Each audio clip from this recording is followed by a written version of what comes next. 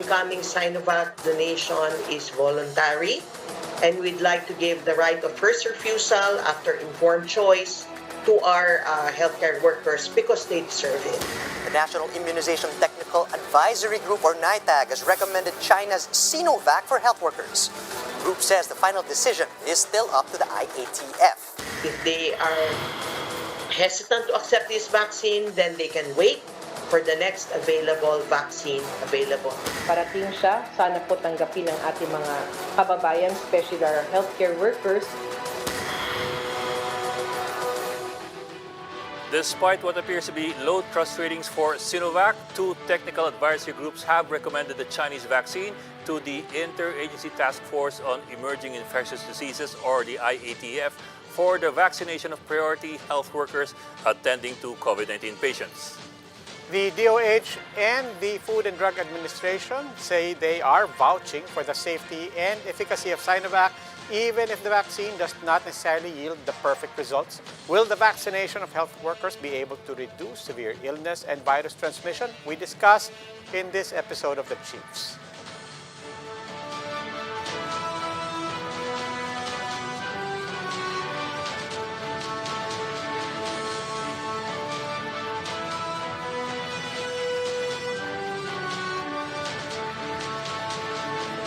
And welcome to this weekend edition of The Chiefs. With us, of course, in the studio is Robbie Lampayo of One News. Good evening. And, good evening. And online, we have Luchi Cruz Valdez, the head of News 5. Hi, Luchi. Good evening. Hi, Robbie. And Hi. I guess in a little while, we'll be having Ana Marie Paminton of the Philippine Star.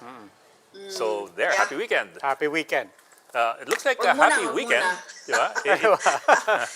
Let's get this over with first, okay? Bakit? Dalawang tulog na lang. Monday na. Okay. Hindi, dalawang tulog na lang, darating na ang Sinovac. Ayun! Yun. Yung pala, balita. Medyo lumagpas ka ng konti. Linggo dapat ang dating. And that has been confirmed by the Chinese ambassador. Yes. But supposedly, Monday rollout. I mean, at Yes. least, theoretically, pwede yun. Sabi ng Malacanang, pag dumating ng Sunday, actually, ready na rollout by Monday. So finally, we will not be, well, hopefully, after weekend, we will no longer be Hindi na tayo kulela. the last man in line. Anyway, let's bring in our first guest for tonight. Mukhang marami tayong pwedeng pag-usapan, especially about these vaccines. We bring in for our first guest, Dr. Edsel Salvana of the Department of Health's Technical Advisory Group. He is, of course, one of the premier experts on vaccines. Doc Edsel, thank you for joining us and welcome to the Chiefs. Oh, Good sige. evening, Doc. Good evening, Doc. Good evening. To you and Yeah, your family. Good evening, everyone. Yeah. Yep. We're running all over the place. Oo lang po yun. Kasi iba nga, aso yung tumatakbo sa likod. Yeah, at least he has clothes on. So Doc Edsel, well, we have heard, of course, we have heard from the experts over and over again that it is no longer a question of safety as far as Sinovac is concerned. I suppose it's more of efficacy. And on what level of efficacy that we are looking at? The numbers so far do look impressive, approaching 100% when it comes to hospitalizing or severe infections of COVID-19. However, there have been earlier concerns that Sinovac may not protect as much against yung mild and asymptomatic, yun ang 50.4% dun sa Brazil test for the health workers. So there were concerns na baka naman if this is used on our health workers, they may be transmitting or infecting their patients. Is that a valid concern? Is that something that we have to look out for? well, yes. Actually, when we talked to Director General Eric Domingo of FDA, this is really the concern, because if you have other vaccines that may be efficacious, then we can decrease the risk of transmission. But we have other ways of doing that rin naman. You know, we have our masks, we have our face shields. But the concern was that if there was another vaccine that was available in 1 week or less, then, you know, you probably should use that vaccine. But right now, there's no clarity as to when the other vaccines will arrive. Well, that's And true. so after that advice, and DG Eric basically explained naman, it's not a contraindication. They're just giving us a choice of a better vaccine if it is available. But since there is none, you know, 50% is better than zero. And we know that 78% yung protection niya for moderate disease, 100% for severe. It's probably not going to be 100%. There's no 100% naman talaga in real life. You know, there's going to be issues about take and how people respond to the vaccine, but it's going to be fairly high. And because this is an emergency, this is a pandemic, there is a clear and present danger to the healthcare workers. And we've been working at this for the last year. And so even if had there been a different vaccine, that's a theoretical situation. This is now. It's arriving on Sunday. The discussion was, well, if it's not prohibited, at the very least, we should let the healthcare workers first shot at it, if they want it. Right of If first they want to refusal. wait, then that's fine. But at this point, I think healthcare workers deserve that choice. Is there unanimity among healthcare workers as to their, well, being willing to get jabbed with Sinovac? Or are there more of you who would prefer to wait, no matter how indefinitely? What's the pulse? Well, it's a mix, okay. But ever since, even before this controversy, there were a lot of us who were already saying the first vaccine that arrives, we're going to take it, and we were kind of thrown for a loop because of what FDA said. And now that FDA has clarified, I'm willing to take it, and more than a few people I know are willing to take it. But again, we understand, we recognize that there is hesitancy, and we respect that. And so if you don't want it, you don't lose your place in line. If Pfizer arrives, if Astra arrives, then you are still in front to get it. And so I think that the healthcare workers deserve that choice after the tremendous service that they've given. And the vaccine will not go to waste because it's 600,000 doses.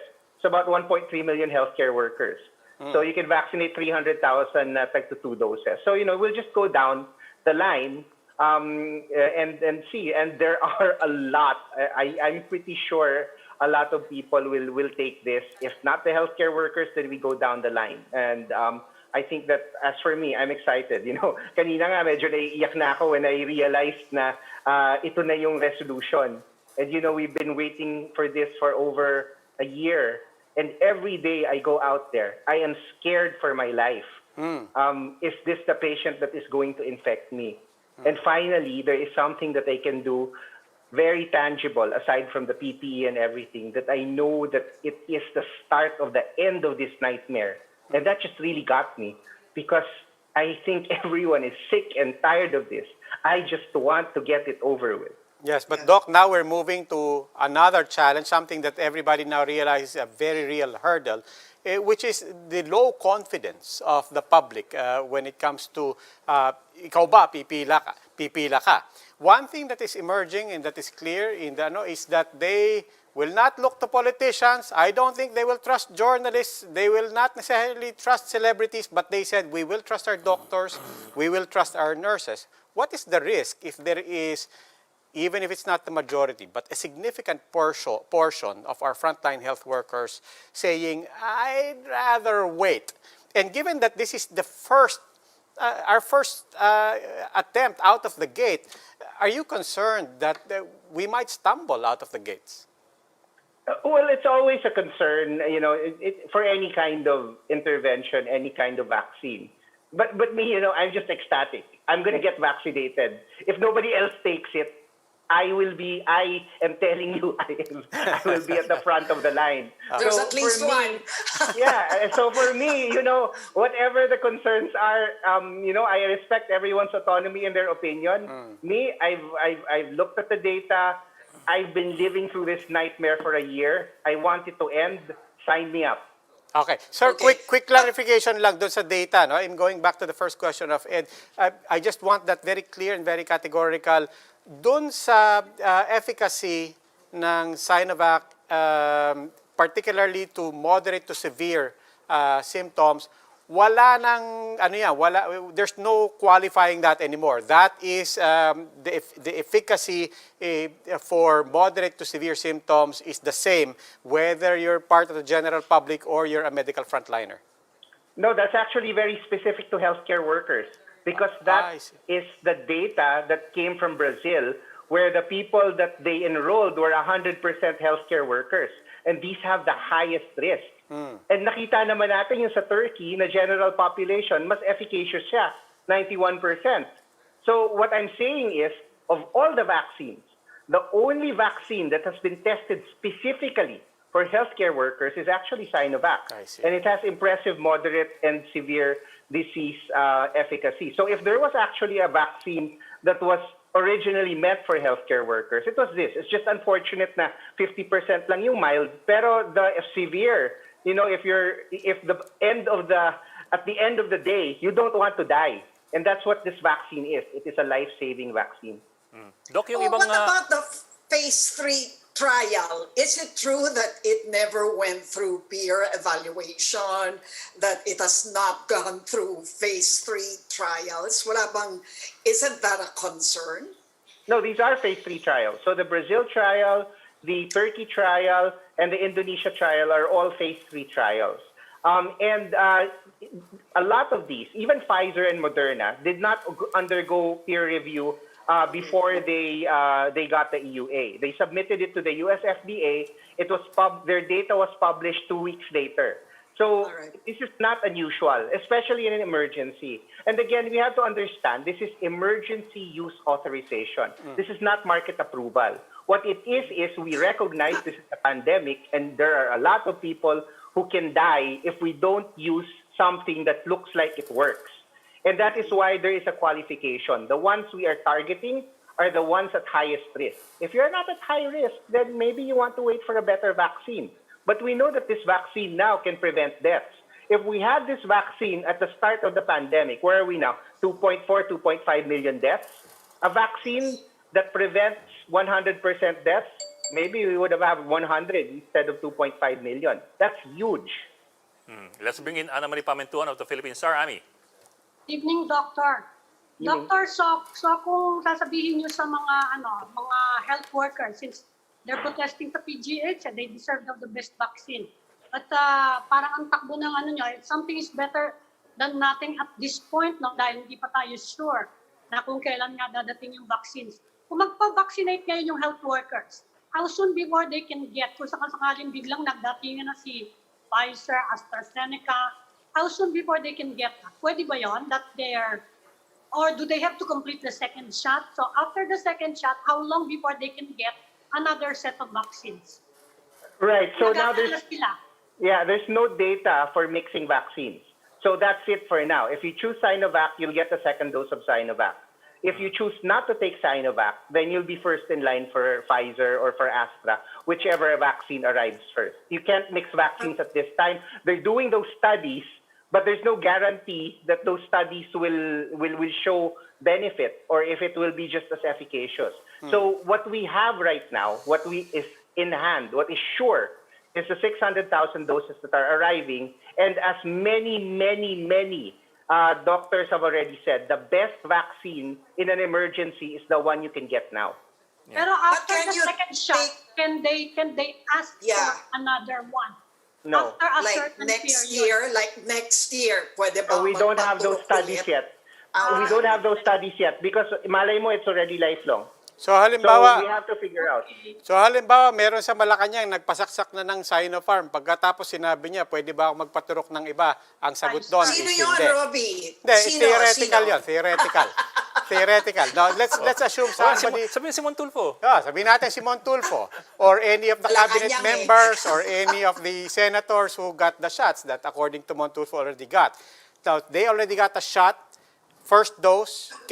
So the answer is that no, they cannot, they're not actually playing it safe or they just don't have that option. Well, for one, we don't know if they got a real vaccine kasi it didn't go through the regular approval. There you go. Malay mo, peke yun, di ba? Malay mo, So Viagra we're sa- talking about properly approved vaccines because I don't know what they got. If they didn't get it through official channels, who knows what that is, right? Oo nga naman. It's a complete placebo. Doc, So we work on yeah. the assumption that only the vaccines that we're giving are the ones that are supposed to be given. Okay, Doc, now beyond the vaccines themselves and beyond the science, beyond even the data, how confident are you On the communications, how confident are you on all the other things that that government and all of society needs to provide to make sure that people get their shots when they need to, and that they will get it, and that they will even know how to get it? How confident are you on every other thing, all the other moving parts for a successful vaccination program? Yeah, it's a huge challenge. First of all, it's a new vaccine, and then there's been a lot of delay, and then there's a lot of I call it noise because there's anti-vaxxer trolls. I post something about vaccines, I get like 20 people telling me about Andrew Wakefield and all that stuff. So there's a lot of that, and unfortunately, it is the way of the world. In America, it's terrible talaga. Ganun talaga eh. Vaccine confidence is always a moving target. And of course, the previous Dengvaxia fiasco doesn't help. But I remain hopeful. You know why? Because precisely what you said. If you see the healthcare workers taking the vaccine, that is something that cues our people na okay to, because I don't trust politicians. I don't trust whoever, influencers. If I see the doctors who have been protecting us for the last year take this, then I trust them with my life. I trust that they are doing the right thing. That is the primary message we want to give. We've been protecting you for a year. Please trust us that this is something that will protect you, because we only have your best interests in mind. Doc, for clarity and for once you get the context lang. vaccine, Sige po, go ahead. Once you get the vaccine, bababa ka na ba sa priority list?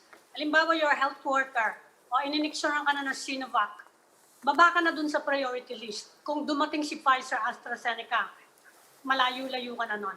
No, we're not going to offer you a second kind. There's no evidence that that's needed or is necessary. And of course, because there is scarce resources, there's not enough for everyone. It wouldn't be fair to give you a second type of vaccine, even if we knew it worked. We have to give it to everyone. And then, if there is evidence you can get a second kind, then you're at the end of the line. But right now, there's no evidence that two kinds of vaccines, mixing them or anything, that might even be harmful. So, we need more data before we make statements like that. Doc, balikan ko yun, and being harmful. I'll go back to that example about the people who got shots in Malacanang. And this is a serious question. But sinabi nyo nga, we don't even know kung totoo. In which case, kung placebo yung nakuha nila, then obviously no harm. You have to go back. The advice to them is no. But what if they did get a real vaccine shot? What if yung inismuggle nila, smuggled, pero totoo? Diba? Now they don't know. First is there a way for them to know kung tama yung tinurok sa kanila? And then second, kung naturukan na sila ng totoo, is there a risk?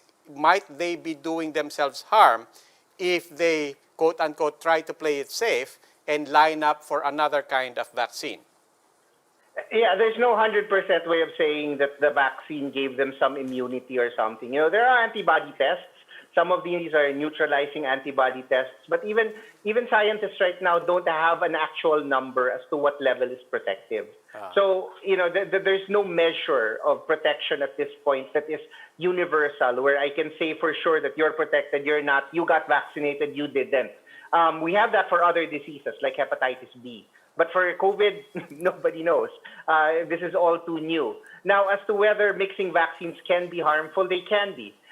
Because, first of all, in some cases, if you get vaccines too close together, the second dose might not take because the immune system is still primed for the other vaccine.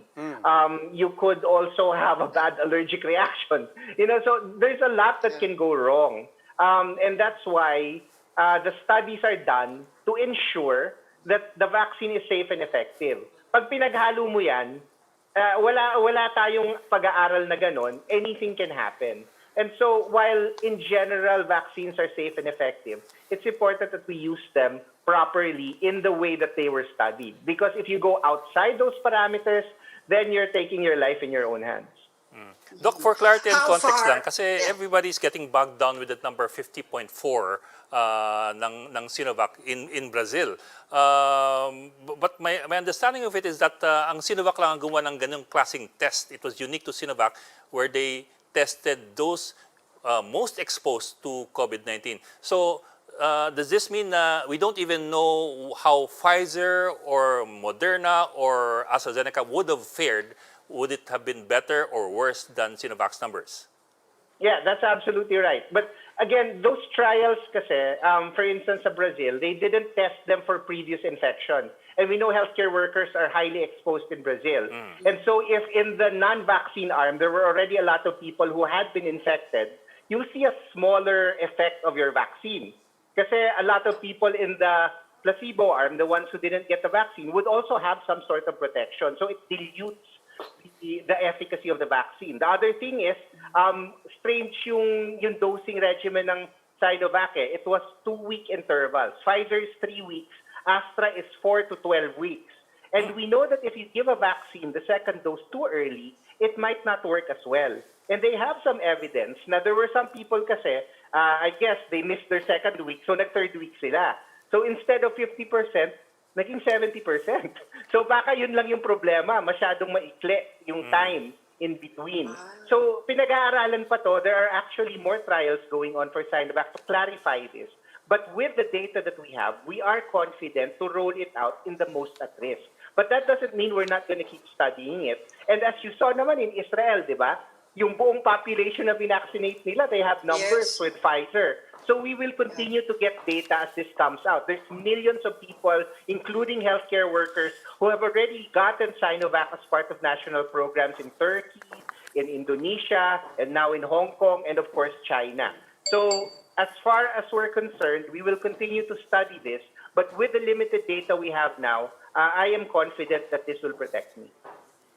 What's the data naman as far as the variants? Will Sinovac also sufficiently give protection against the new variants? Yeah, well, those studies are still undergoing, are still ongoing. So, for instance, we know Pfizer and Moderna do have activity against the variants, but for the South African variant, there was kind of a decrease in the antibody binding for some kinds of antibodies. Now, the kind of vaccine that Sinovac is, it's a whole inactivated vaccine. It's not a piece of the virus. It's the whole virus na pinatay nila.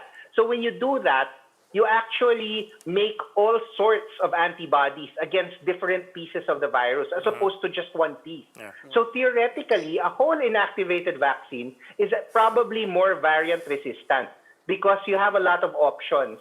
So that's one advantage of whole inactivated vaccines. Theoretically, we still have to study this.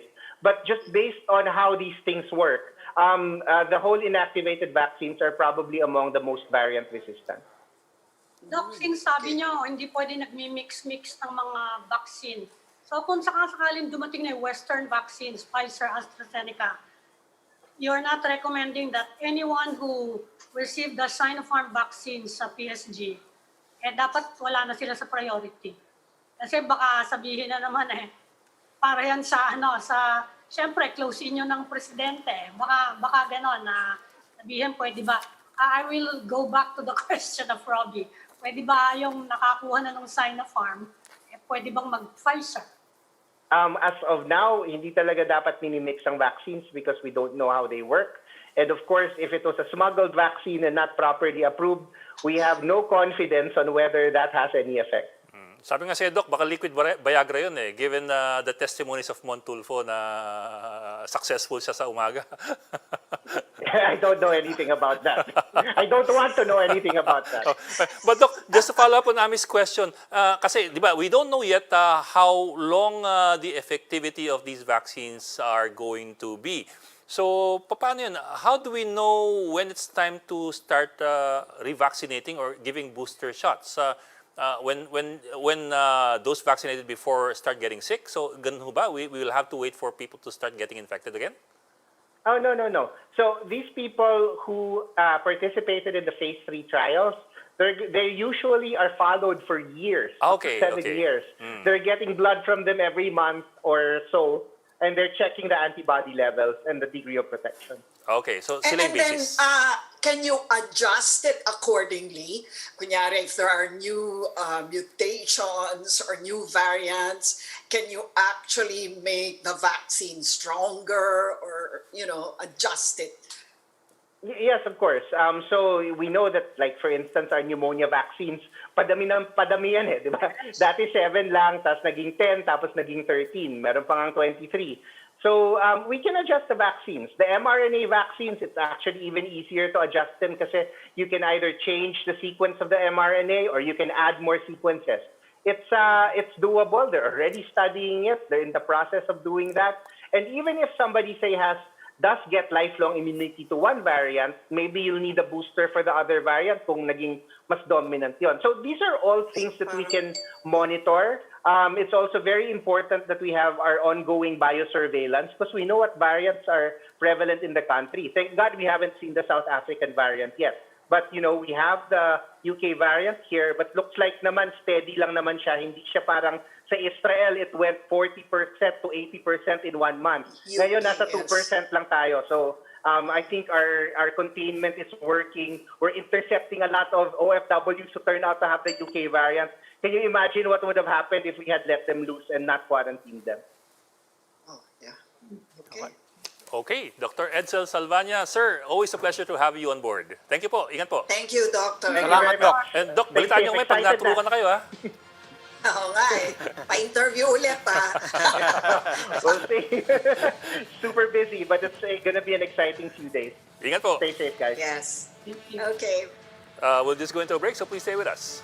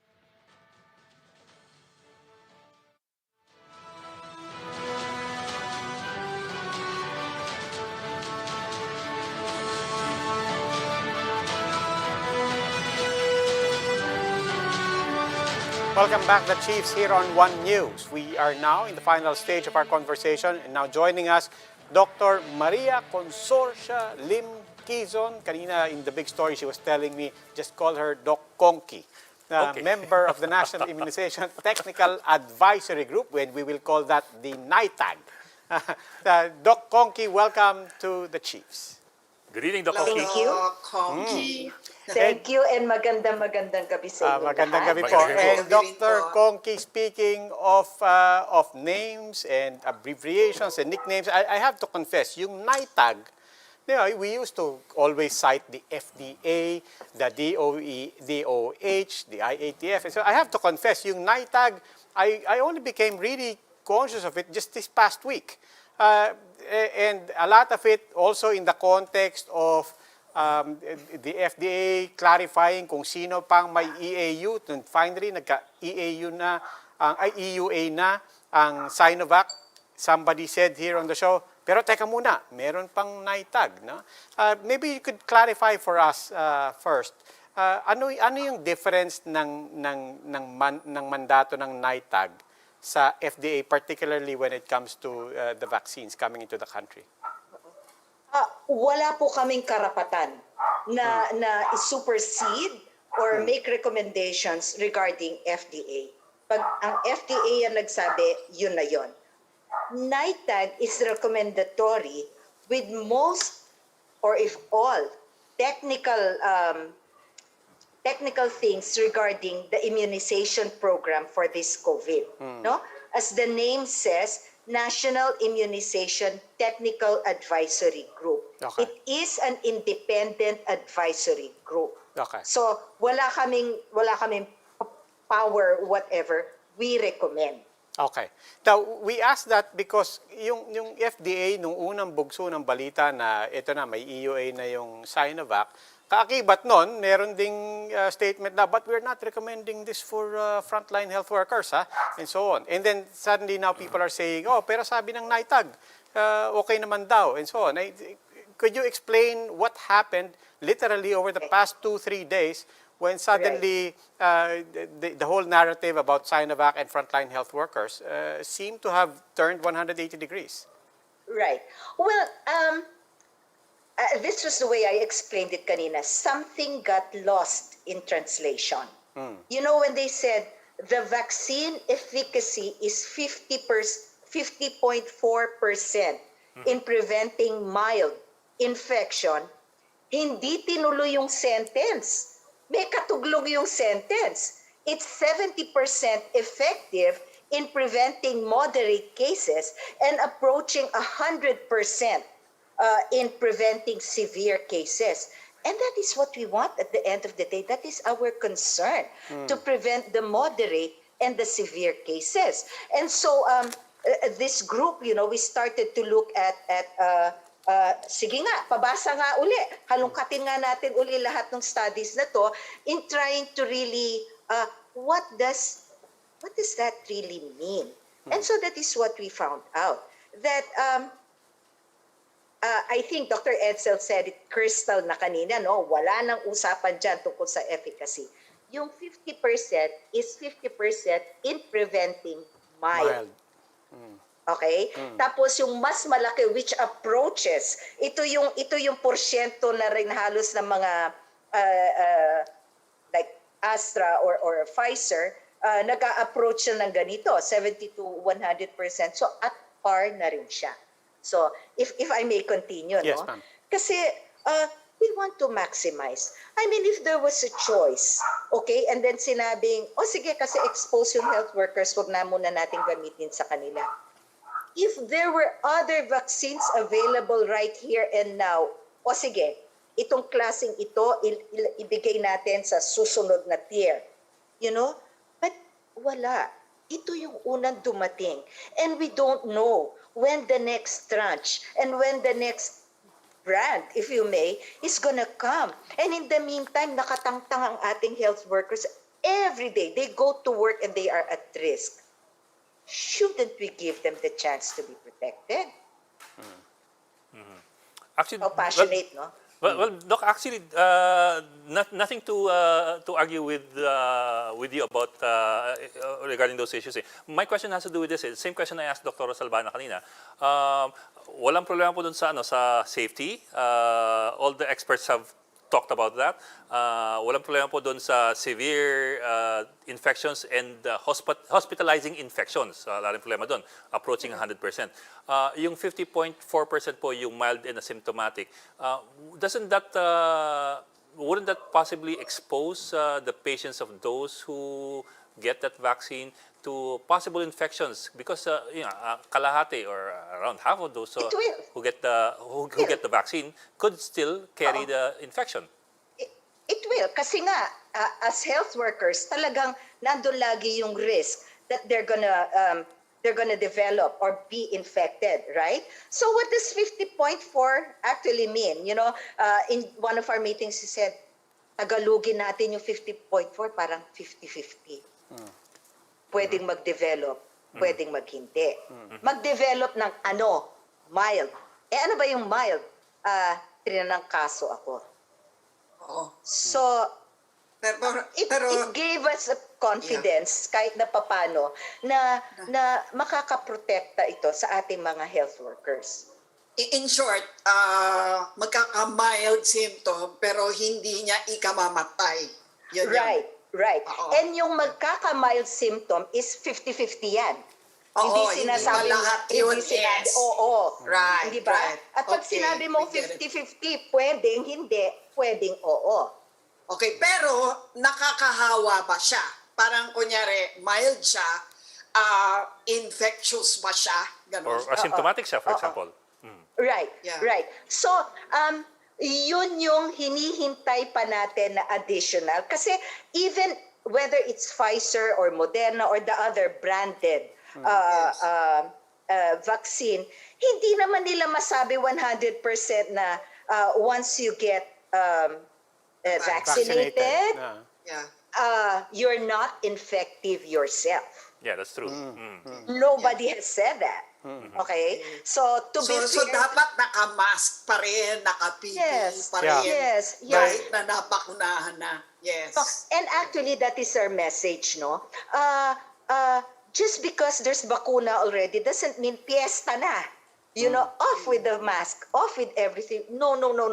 Please, we have to still practice due diligence dun sa ating precautionary measures. Doctor, nung in-approve ng government yung Sinovac, sabi ng World Health Organization country representative, sabi niya, hindi pa daw yan, wala pa daw siyang actual full approval ng WHO. And sabi niya, baka daw may sariling data na na-assess ang FDA. At sabi niya, it's better if you're going to vaccinate the population, mas maganda daw kung maghintay ng higher efficacy ng vaccine. Although, of course, sabi niya, wala silang say sa governance ng Philippines. Ano po yung comment ninyo dito sa atin? Ang comment ko po dito is, of course, it's always, well, we can always say, hintay na lang muna tayo. Let's wait and see. And in the meantime, sabi ko nga, kung ikaw ang may loved one na araw-araw pumupunta sa ospital na hindi mo alam kung babalik sa'yo in the afternoon or abo nang babalik sa'yo dahil nahawa, would you want that? Eto, you know, nobody is promising that it's 100%. Well, whether it's whatever brand, they can't say it's 100%. Nobody can promise that. But it gives us a measure of protection. And that is good enough. At the moment.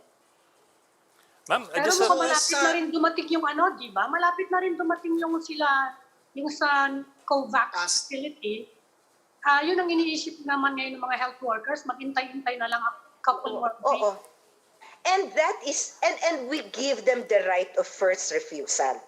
You know, kung gusto nilang sige, total naman, may nagsasabi na, total naman naalagaan ko ang sarili ko in the past year. Yung ganon, sige, maghuntay na muna ako. Sige. You know, and then we go on down the line kung sino ang papayag na, sige na, kailangan ko na. Because remember that this is good for 300,000 people.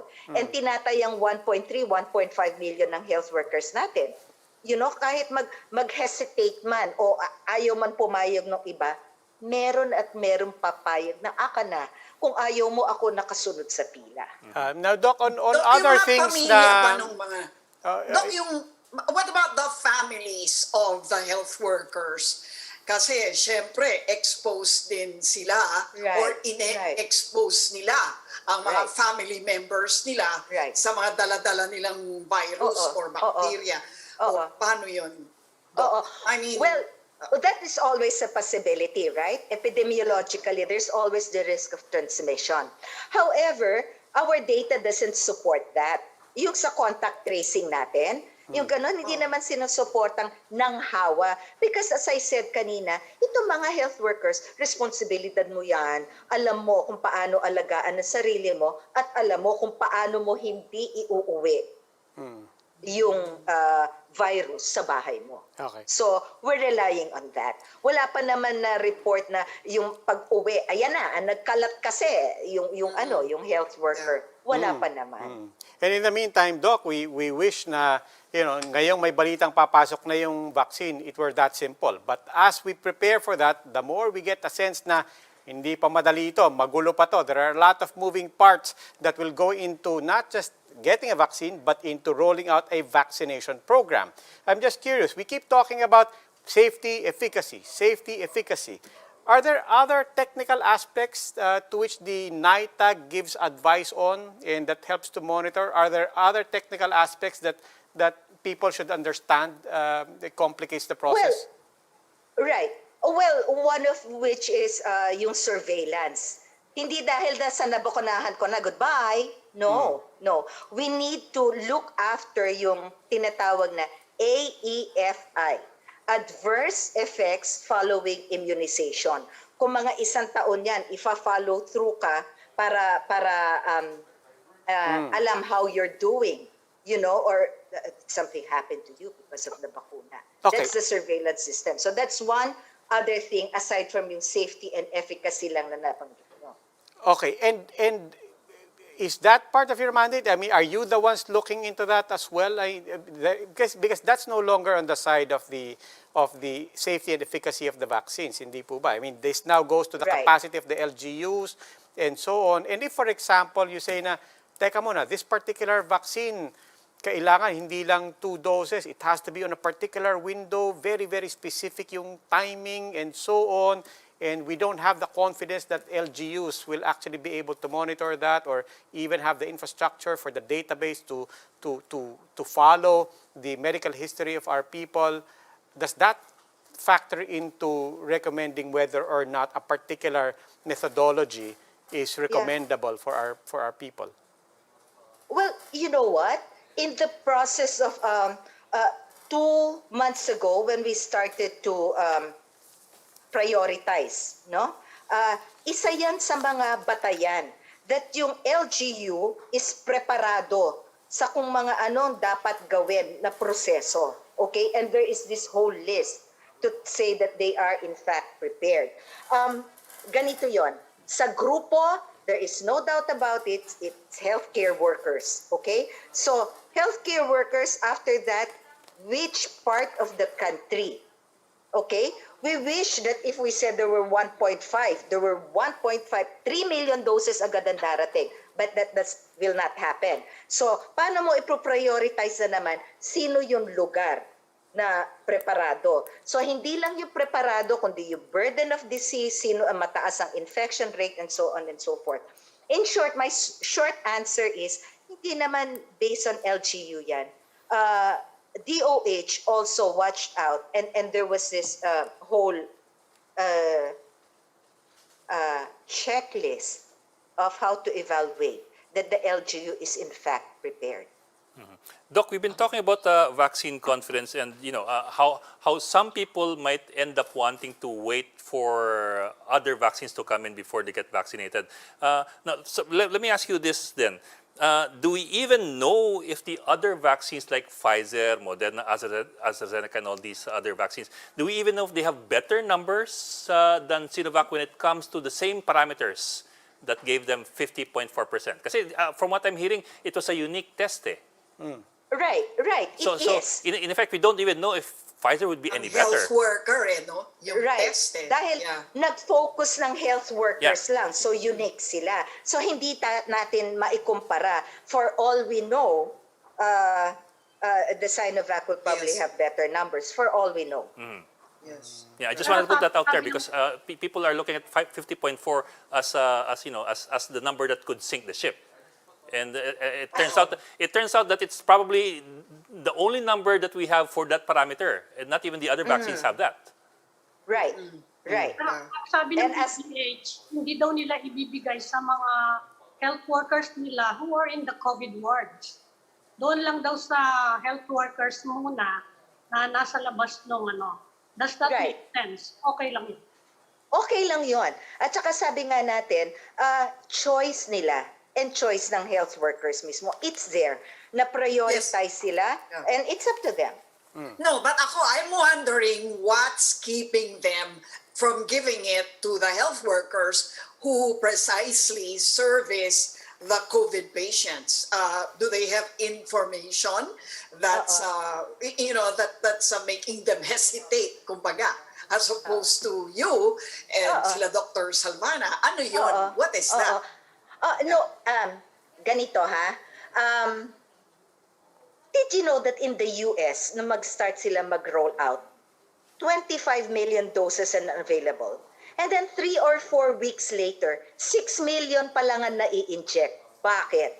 So I asked my colleagues at the US Centers for Disease Control, why? What's keeping them? And these are branded vaccine, okay? And then they said, well, they don't trust the government. Or because we're black people or something like that. There's so many factors in play. So when you ask me, bakit ayaw? ayaw.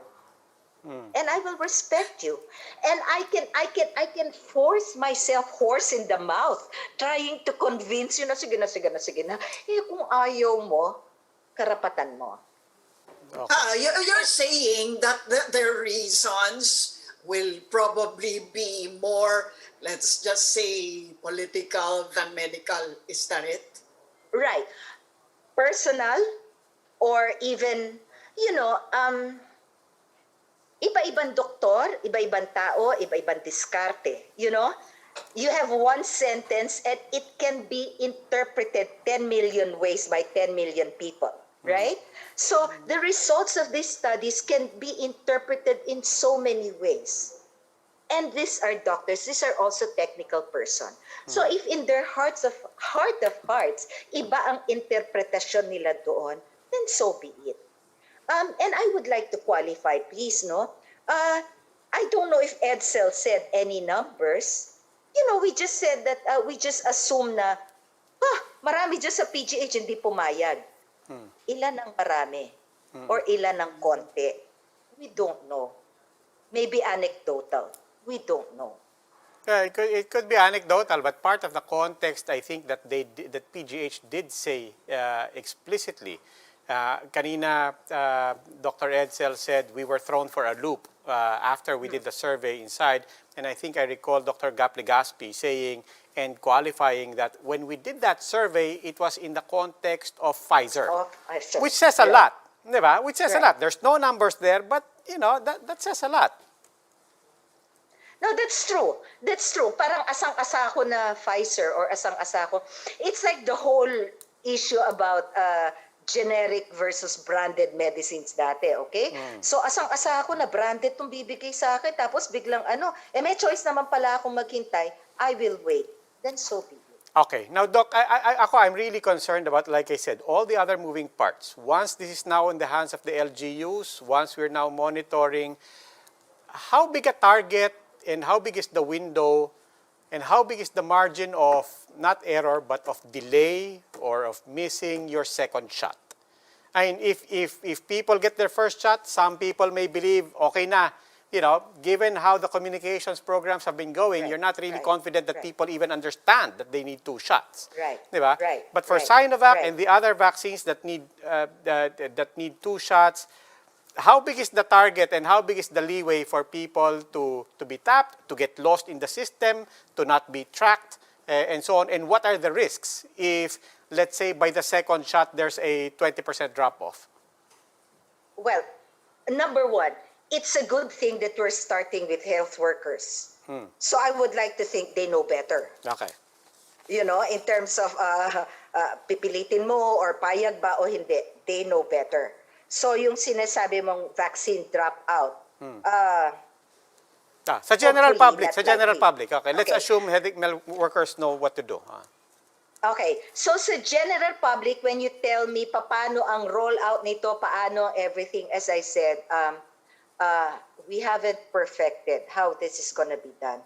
We're thinking, okay, it's a good thing na mauuna ang health workers because there is a dry run and we can identify, whatever, saan ka madadapa, what will move well, what will not move well.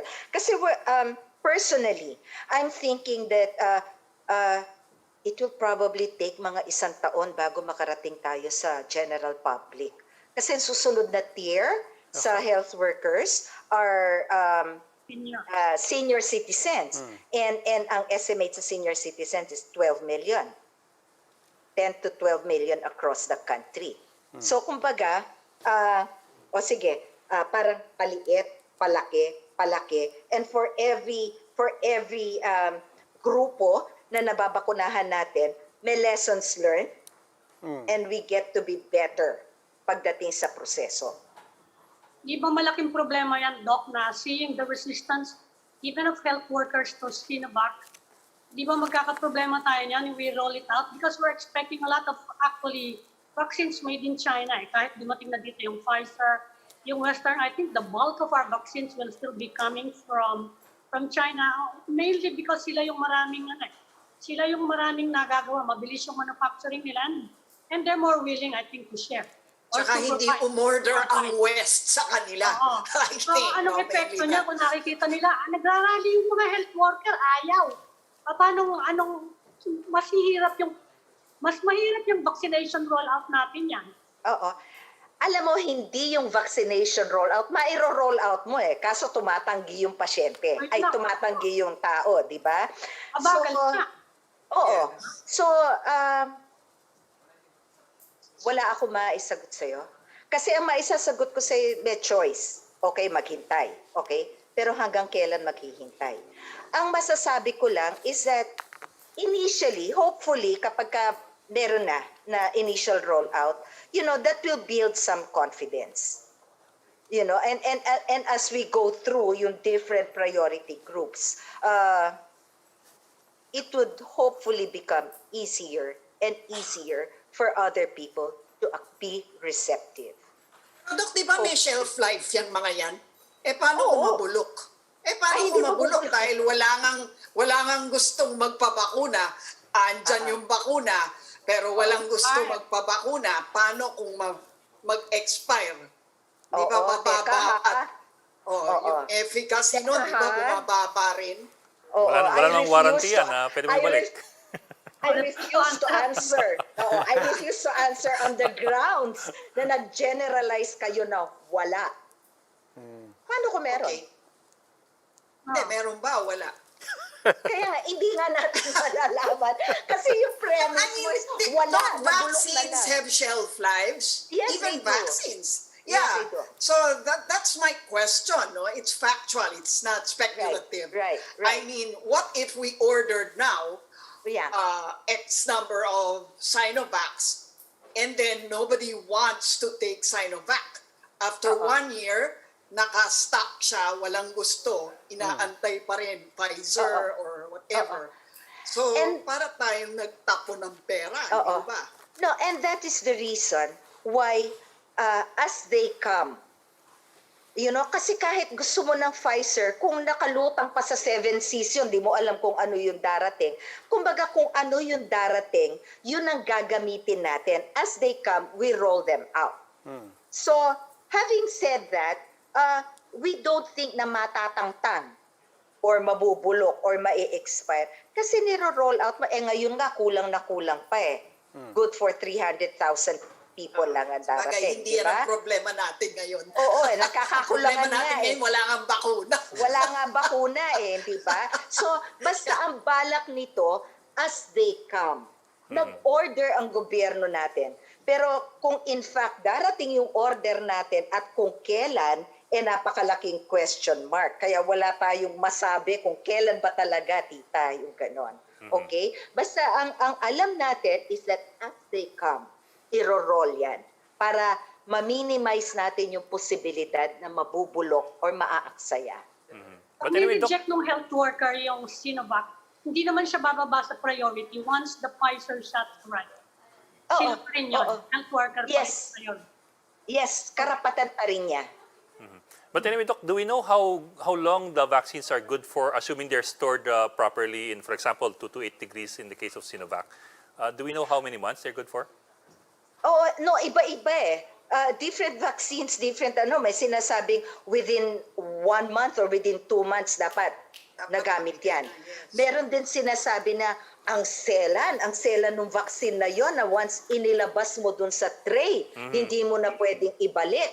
Kaya naman talagang yung listahan namin no, to the point na eksakto yan dapat, pati yung walang vaccine wastage, sasairin mo lahat yung nando sa sayang. So, yes, we're preparing for all eventualities. Nako, last na lang, Doc. Pati yung hiringgilya, di ba?